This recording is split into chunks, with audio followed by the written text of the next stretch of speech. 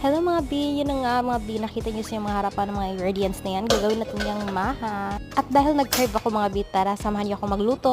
Yan mga B, ilagay na natin yung 2 can ng gata natin. At isunod natin ang ating evaporated milk mga B. At saka ito namang condensed milk. At pagkatapos ng lahat ng yun mga B, maghalo-halo lang tayo, mekos-mekos kumbaga. At habang nagpapakulo tayo, i-prepare na natin ang ating cornstarch. Dito mga B, naglagay ako ng 2 cups ng cornstarch, 1 cup ng Royal True Orange. Nilagay ko na rin pala yung cheese and corn dyan mga B, tapos halo-halo lang. Nagdagdag pala ako dito ng True Orange mga B kasi matigas pa siya. Dahil okay na to, ilagay na natin doon. Yan mga B, ibuhos lang natin siya at pagkatapos kailangan natin yung halu-haluin ng halu-haluin.